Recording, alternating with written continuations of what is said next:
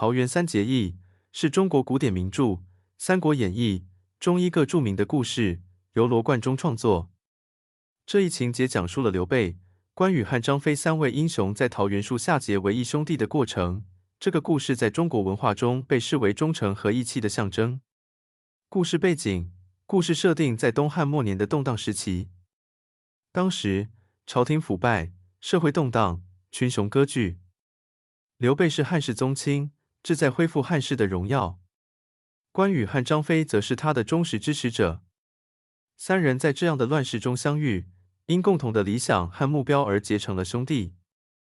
桃园结义、桃园三结义的情节发生在一棵桃树下，这一场景充满了仪式感和戏剧性。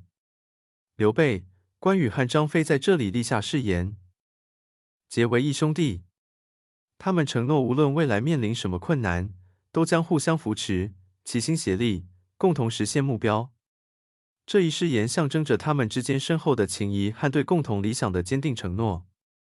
人物性格：刘备、关羽和张飞三人的性格各具特色。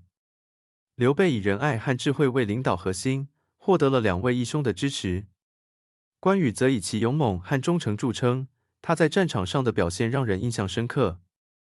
张飞则以豪迈和直率著称，对于兄弟的支持毫不动摇。三人的性格互补，使得他们在乱世中能够携手共进，克服各种挑战。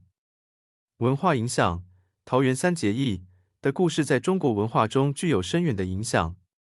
它不仅仅是一个文学情节，更是忠诚和义气的象征。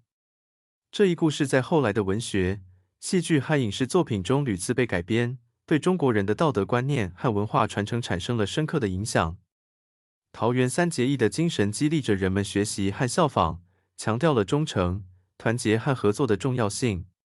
总的来说，桃园三结义不仅是一个生动的故事，更是一种精神象征。它展示了刘备、关羽和张飞三人之间的深厚情谊，强调了忠诚与义气的价值观，对中国文化中的人际关系和道德观念具有重要意义。